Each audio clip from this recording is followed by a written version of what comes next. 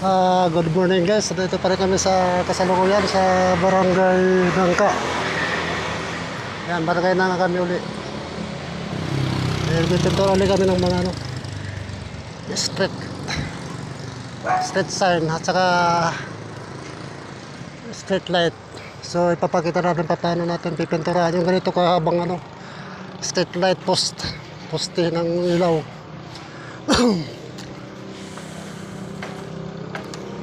Papakita po natin mga guys.